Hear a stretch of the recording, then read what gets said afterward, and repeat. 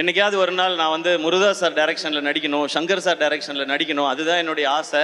அதுக்கு என்னுடைய திறமையும் வியாபாரத்தையும் நிச்சயமாக வளர்த்துக்குவேன்னு சொல்லி பேசியிருந்தேன். அப்போ அந்த ஆடியோ லான்ச் வந்தப்போ அப்போ தான் அந்த சோஷியல் மீடியா ஆரம்பித்த டைம். அதில் எல்லாருமே நிறையா கிண்டல் பண்ணாங்க. 2 படம் ஓடிடுச்சுன்னா உடனே உனக்கு முருகதாஸ் படம் கேட்குதா, சங்கர் படம் கேட்குதான்னு சொன்னாங்க.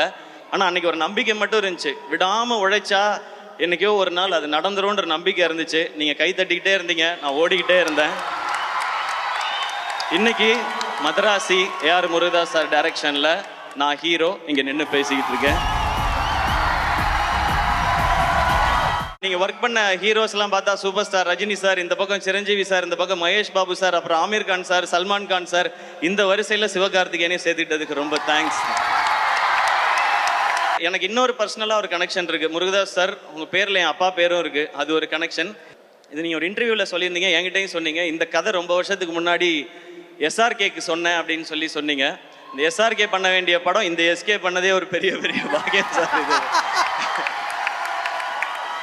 அந்த கதை கேட்க போகிற அன்னைக்கு நான் ஃபஸ்ட்டு போய் சாருக்கு ஃபஸ்ட்டு சொல்லணும்னு நினச்சது, சார் எனக்கு வந்து தீனா மாதிரி, ரமணா மாதிரி, கஜினி மாதிரி, துப்பாக்கி மாதிரி ஒரு படம் வேணும்னு நான் கேட்கவே கூடாதுங்கிறதுல ரொம்ப கிளியராக இருந்தேன். ஏன் அப்படின்னா நான் என் படங்களை பார்ட் 2 எடுக்கவே ரொம்ப யோசிப்பேன். நான் இது வரைக்கும் ரீமேக் பண்ணதில்லை 23 படத்தில். அப்படி இருக்கும்போது அதெல்லாம் தமிழ் சினிமாவோட ஐகானிக் ஃபிலிம்ஸ். அதை திருப்பி பண்ணணும்னு நினைக்கிறதே தப்பு. நான் ரசித்த படங்கள் அது. பட் அதில் இருக்க இம்பேக்ட் கொடுக்குற அளவுக்கு ஒரு கதை இருக்குன்றதை தான் நான் நம்பிக்கையோடு போனேன். ஸோ அந்த ஃபர்ஸ்ட் ஹாஃப் சொல்லி முடித்தோடனே இன்டர்வல் கேட்டோடனே எனக்கு பயங்கர குஷி ஆகிடுச்சு. அப்புறம் செகண்ட் ஹாஃப் வந்து உங்களுக்கு ஐடியா மட்டும் நான் இன்னொரு நாள் சொல்கிறேன்னு சொல்லி இந்த நரேஷன்லாம் ஒவ்வொரு நாளும் செம்மையாக இருந்துச்சு. அது ருக்மிணி இந்த படம் மதராசின்றது ஒரு ஒரு ஒரு மேட்னஸ், ஒரு ஆக்ஷனாக இருக்கட்டும், லவ்வாக இருக்கட்டும், அது ஒரு மேட்னஸ். அது லவ் எவர்கிரீன். தியாகராஜ பாகவதர் காலத்தில் ஆரம்பித்து அனிருத் அவர்களுடைய காலம் வரைக்கும் லவ்ங்கிறது வந்து எப்போவுமே எவர்கிரீனாக இருக்கிறது. அந்த காலத்துலலாம் லவ் ரொம்ப நல்லா இருந்துச்சுப்பா. இந்த காலத்தில் இந்த ஜென்சி பசங்க லவ்வே சரியில்லைப்பா அவனுங்க, அப்படிலாம் கிடையவே கிடையாது. எல்லா காலத்துலேயும் லவ்ங்கிறது பியூர். லவ் பண்ணுற பசங்களாகட்டும், லவ் பண்ணுற பொண்ணுங்களாகட்டும், உண்மையாக ஒரு பார்ட்னர் கிடைச்சிட்டா அவங்களுக்காக என்ன எக்ஸ்ட்ரீமுக்கும் போவாங்க, என்ன வேணாலும் செய்வாங்க. அப்படி உண்மையாக ஒரு லவ் கிடைச்சா அந்த மாலதின்ற பொண்ணுக்காக ரகு என்ன எக்ஸ்ட்ரீம் வரைக்கும் போவான் அந்த பொண்ணுக்காக அப்படின்றது தான் இதனுடைய ரொம்ப கோர் தாட். கதையை ஒன்றும் ரொம்ப சொல்லலை சார்.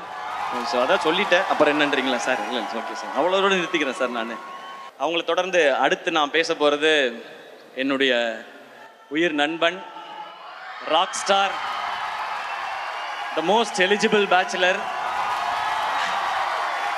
அனிருத். ஆக்சுவலாக அனி சாரும் நானும் பண்ணுற 8வது படம் அவர் சொன்ன மாதிரி நாங்கள் 8 படம் பண்ணியிருக்கோம்.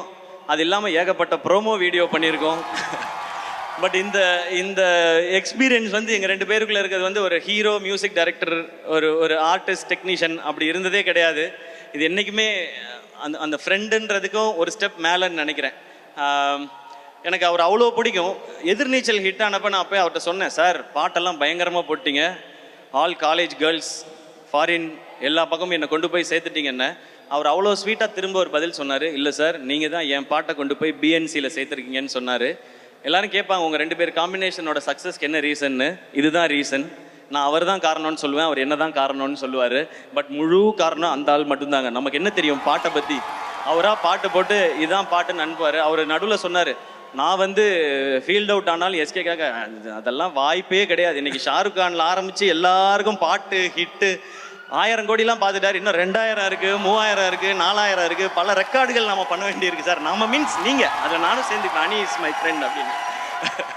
ஸோ நீங்கள் உங்களோட மியூசிக் அது கொடுக்குற எனர்ஜி நாங்களாம் அடிக்கடி சொல்லுவோம். எல்லாருமே கேட்குறாங்க, ஏன் அனி இன்னும் கல்யாணம் பண்ணிக்க மாட்டேன்றாருன்னு. நாங்களும் கேட்டிருக்கோம். அனி சார் கல்யாணம் பண்ணுங்க சார், எங்களுக்கு மட்டும் 8 மணி ஆனால் வீட்டிலேருந்து ஃபோன் வரணும், எங்கே இருக்கீங்க, எப்போ வருவீங்க அப்படின்னு ஃபோன் வரணும்.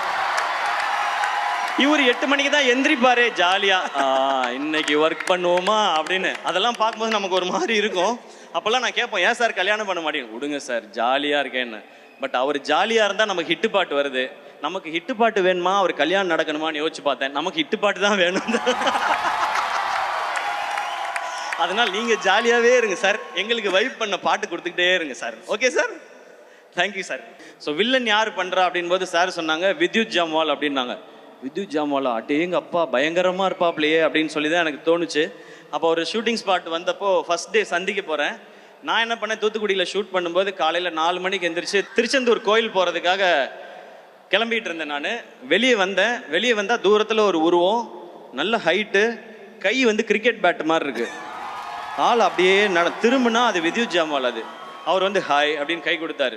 நம்ம வந்து வேஷ்டி சட்டை நெத்தியில் பட்டை போட்டுக்கிட்டு ஹாய் அப்படின்னு சொல்லி கையை கொடுத்தேன். நான் சிவா அப்படின்னாரு. Yes sir, Siva great man, I'm very happy to work with யூனாரு. கை அப்போவே இறுக்கியா பிடிச்சாப்புல. ஐயோ இவர் கூட தான் நம்ம ஃபைட் பண்ணணுமான்னு சொல்லிட்டு ஓகே சார் சி யூ இந்த ஈவினிங் சொல்லிட்டு கோயிலுக்கு போய் நேராக முருகா அந்த மனுஷன்ட்டு மட்டும் நீ பத்திரமா பார்த்துக்க, ஒரு பஞ்சு மூஞ்சில் விழுந்தாலும் உனக்கு என்னை அடையாளம் தெரியாமல் போயிடும், இது ஓம் பொறுப்பு, நீ பார்த்துக்கன்னு சொல்லி வந்தேன். அப்புறம் அந்த ஃபைட் வந்துச்சு, கிளைமேக்ஸ் ஃபைட்டு. அப்போ நான் மனசுக்குள்ளே நினச்சிக்கிட்டதெல்லாம் ஒன்று தான், அடிக்கிறோமோ இல்லையோ தடுக்கிறோம். லோஜக் மோஜக் பஜக், இதுதான் நம்ம தாரக மந்திரம்னு சொல்லிட்டு அங்கே போனேன். ஆக்ஷன் பண்ணும்போது அந்த ஆள் தடுக்கிறாப்புல, தடுக்கும் போதே வலிக்குது. நான் அங்கே நின்று பண்ணிட்டு வெளியே வந்து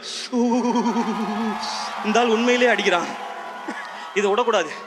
எத்தனை கேப்டன் படம், எத்தனை அர்ஜுன் படம், சரத்குமார் படம்லாம் பார்த்துருப்போம். விடுவோமா நாங்கள் ஃபைட்டை அப்படின்னு சொல்லி அப்படி நின்றுட்டோம். ஒரு மாதிரி அவரோட சேர்ந்து படத்தில் பார்க்கும்போது எக்ஸைட்டிங்காக இருக்கும். Vidyut Jammwal bro, thank you so much. இப்போ ஷூட்டிங்கில் யோசிச்சு பாருங்க, எனக்கு இந்த பக்கம் துப்பாக்கி டைரக்டர், இந்த பக்கம் துப்பாக்கி வில்லன், நடுவில் நம்ம, அண்ட் இதுக்கு நடுவில் வந்து விஜய் சார் வந்து அவரோட ஒரு சீன் நமக்கு துப்பாக்கி கொடுக்குற மாதிரி. இதை எதிர்பார்த்து அன்னைக்கு அந்த ட்வீட் நான் போடலை. சார் படத்தில் நடிப்பேன்னு நினச்சி நான் போடல, இதெல்லாம் நடக்கும்னு நினச்சி போடல. இது கடவுளும் நீங்களும் கொடுத்தது, இப்படி தான் நடக்கணும்னு நீங்கள் முடிவு பண்ணியிருக்கீங்க, அதுபடி போயிட்டுருக்கு. ஸோ இது அத்தனைக்கும் உங்கள் எல்லாருக்கும் நான் நன்றி சொல்லணும்னு நினைக்கிறேன். அண்ட் இவ்வளோ தூரம் அதை பேசிட்டதுனால அந்த ஒரு மேட்ரை இங்கே பேசிடலான்னு நினைக்கிறேன் நான். ஏன்னா இவ்வளோ தூரம் அப்படியே நார்மலாக தான் இருந்துச்சு, சரியானுமா வேணாமான்னு மைண்டுக்குள்ளே ஓடிக்கிட்டே இருக்குது. பட் துப்பாக்கி இதெல்லாம் பேசியாச்சு, அதனால் நான் அதையும் பேசிடுறேன். இந்த விஜய் சாரோட இந்த சீன் நடித்ததுக்கப்புறம் நிறைய பேருக்கு ரொம்ப சந்தோஷம், ரொம்ப அழகாக இருக்கேன் இந்த சீனுன்னு சொல்லி. நான் அதை பார்க்குற விதம் வந்து நல்லா பண்ணுற தம்பி, நீ இதை இன்னும் நல்லா பண்ணுன்னு அவர் தட்டி கொடுக்குறதா தான் நான் பார்த்தேன். ஆனால் ஒரு சிலர் என்ன சொல்ல ஆரம்பிச்சிட்டாங்கன்னா, இவர் வந்து அடுத்த தளபதியாக பார்க்குறாரு, இவர் வந்து அந்த தளபதியாக பார்க்குறாரு, இந்த தளபதியாக பார்க்குறாரு, குட்டி தளபதி, திடீர் தளபதி அப்படிலாம் சொல்கிறாங்க. நான் சொல்லிக்கிறது ஒன்றே ஒன்று தான், நான் அப்படி நினைக்கிற ஆளாக இருந்தால் அவரும் என்கிட்ட துப்பாக்கியை கொடுத்துருக்க மாட்டார், நானும் வாங்கியிருக்க மாட்டேன். அண்ணன் அண்ணன் தான், தம்பி தம்பி தான். இந்த லெவல்லையே நான் இதை புரிஞ்சுக்கிட்டு இப்படி தான் இருக்கணும்னு நான் நினைக்கிறேன். இதை இந்த மேடையில் தெளிவாகவும் சொல்லிக்கிறேன். ஏன்னா எங்கெங்கேயோ சொல்லி பார்த்தேன், அதை சிலர் விடுறதா இல்லை. இப்போ என்ன சொல்கிறாங்கன்னா, இவர் வந்து அவருடைய ரசிகர்களை பிடிக்கணும்னு நினைக்கிறார். அப்படிலாம் யார் ரசிகர்களையும் யாரும் பிடிச்சிட முடியாது ராஜா. ரசிகர்ன்றது ஒரு பவர், ஒரு பவர் அது. விஜய் சார் வந்து இன்னைக்கு நான் படம் லாஸ்ட் படம் நடிக்கிறேன், அடுத்து அரசியலுக்கு போகிறேன் போது பின்னாடியே அவரோட நின்று போகிறாங்க. தலை அஜித் சார் மன்றத்தை கிளச்சி ரொம்ப வருஷம் ஆச்சு. நீங்க மன்றத்தை கிளச்சாலும் பரவாயில்ல, நாங்கள் உங்க கூட தான் நிற்போன்னு நிற்கிறாங்க.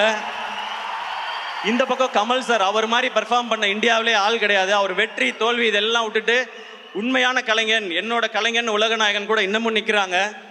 இந்த பக்கம் சூப்பர் ஸ்டார் ரஜினிகாந்த் சார் 50 வருஷமா சூப்பர் ஸ்டாராக நிற்கும் போது அவங்களோட நிற்கிறாங்க. இந்த மாதிரி தான் அடுத்து இருக்க Suriya sir, Vikram sir, Simbu sir, Dhanush sir, இவங்க எல்லாருக்கும் ரசிகர்கள் இருக்கிறாங்க. அப்படி போய் அவங்க ரசிகர்களை நம்ம எடுத்துக்க முடியாது, நம்ம ரசிகர்களை சம்பாதிக்கணும். என்னோட ஸ்ட்ரென்த்துக்கு நான் ஏதோ ஒரு 13 வருஷம் போராடி விழுந்து எந்திரிச்சு கஷ்டப்பட்டு நான் கொஞ்சம் பேரை சம்பாதிச்சிருக்கேன். இங்க